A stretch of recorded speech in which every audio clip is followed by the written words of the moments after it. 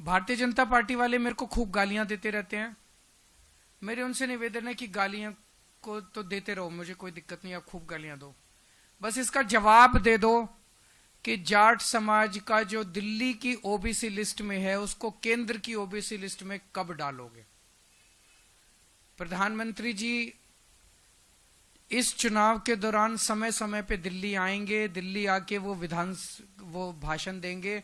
इस बात का जवाब दे दें कि जो उन्होंने 2015 में आश्वासन दिया था और जो उनके गृह मंत्री ने 2017, 2019 और 2022 में आश्वासन दिया था, वो जाट समाज को, दिल्ली के जाट समाज को केंद्र की ओबीसी लिस्ट में कब डालेंगे, ये बता दें।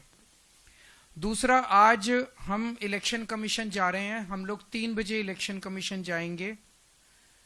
मैं जाऊंगा, अतिशी जी जाएंगी, भगवंत मान जी जाएंगे, संजय सिंह जी जाएंगे और राघव चड्डा जी जाएंगे। 2 मुद्दे हैं। अवध कुमार ओझा जी हमारे पटपड़गंज से कैंडिडेट हैं। उनका वोट ग्रेटर नोएडा में बना हुआ था। उन्होंने दिल्ली में वोट बनवाने के लिए 26 दिसंबर को फॉर्म 6 भर दिया, आवेदन दे दिया। उन्हें वहां से कोई जवाब नहीं आया। किसी ने उन्होंने कहा कि चूंकि आपका ग्रेटर नोएडा में वोट बना हुआ है तो आपको फॉर्म 6 नहीं फॉर्म 8 भरना पड़ेगा ट्रांसफर के लिए। तो उन्होंने 7 जनवरी को फॉर्म 8 भर दिया। कानून के मुताबिक 7 जनवरी लास्ट डेट थी फॉर्म 8 भरने की।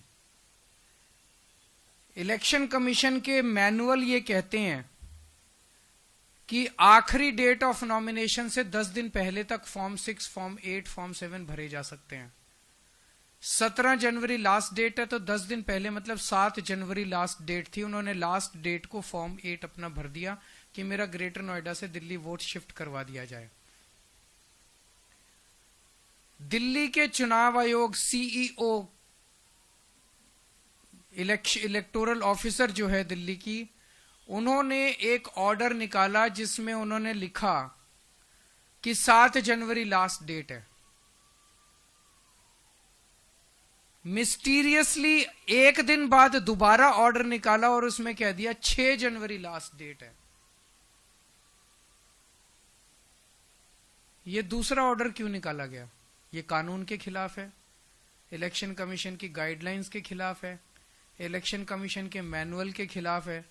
मैनुअल ये कहता है, गाइडलाइंस ये कहती है कि लास्ट डेट ऑफ नॉमिनेशन के 10 दिन पहले तक एक्सेप्ट किया जाएगा। 10 दिन पहले होते हैं 7 जनवरी। 7 जनवरी लास्ट डेट होनी चाहिए थी। चीफ इलेक्टोरल ऑफिसर ने भी ऑर्डर निकाला था 7 जनवरी लास्ट डेट होगी। फिर अचानक से ऐसा प्रतीत होता है कि पीठ पीछे कुछ हुआ है। फिर अचानक से ये ऑर्डर आ जाता है कि 7 जनवरी नहीं 6 जनवरी लास्ट डेट मानी जाएगी। 24 घंटे के अंदर ऑर्डर पलट दिया जाता है। तो क्या इसे अवध ओझा को डिबार करने के लिए जानबूझ के ये ऑर्डर निकाला गया है? इसके बावजूद भी इलेक्शन कमीशन का मैनुअल है, वो ये कहता है कि अगर कोई एप्लीकेशन फॉर्म 8 की, ट्रांसफर ऑफ वोट की, लास्ट डेट के बाद भी आती है तो इलेक्शन कमीशन उसको गौर कर सकता है और स्पेशल सर्कमस्टांसेस में। हमारा तो एक कैंडिडेट के कैंडिडेचर का सवाल है। वो कैंडिडेट पटपड़गंज से चुनाव लड़ पाएगा कि नहीं लड़ पाए, इसी पे, और कोई गड़बड़ नहीं है। ग्रेटर नोएडा से इधर शिफ्ट होना है। तो आज हम चीफ इलेक्शन कमीशन से मिलेंगे और उनसे ये निवेदन करेंगे कि अवध ओझा का ट्रांसफर करवाया जाए ताकि वो अपना चुनाव नॉमिनेशन पेपर्स फाइल कर सके।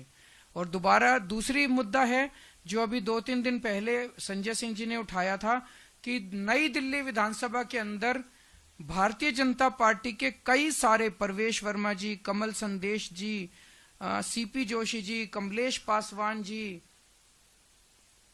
Pankaj Chaudhary ji, Jayaprakash ji, Revati Tripura ji, BJP MLA MP from Purulia Singh Mahato, Jyotirmay Singh Mahato ji, sir कई इनके बीजेपी की एमपीज के घर से 30-30, 40-40, 20-20 वोट, नए वोट बनने के लिए एप्लीकेशंस गई हुई हैं। ये बड़ा मिस्टीरियस है। मुझे एक पत्रकार ने बताया कि उन्होंने लोकल डीएम से पूछा, local DM district electoral officer होता है, उस लोकल डीएम से पूछा कि आप इसका क्या कर रहे हैं, तो मेरे को उस पत्रकार ने बताया कि लोकल डीएम का जवाब था कि भाई साहब एमपीज के घर में माली भी होते हैं, नौकर भी होते हैं, फलाना भी, तो इसका मतलब डीएम मन बना चुका है कि इस खेल में डीएम भी शामिल है। ये लोग अपने इन घरों में, परवेश वर्मा जी इस घर में 10 साल 11 साल से रह रहे हैं, 11 साल से रह रहे हैं। 8 महीने पहले तो 11 साल से वो बिना माली के, बिना नौकर के, बिना रसोइये के, बिना उसके काम चला रहे थे। वहां तब तक 3 वोट बने हुए थे, वो 3 वोट से काम चला रहे थे। अब अचानक 15 दिन में उन्हें सारे रसोइये याद आ गए, सारे माली याद आ गए, सारी, ये क्या है?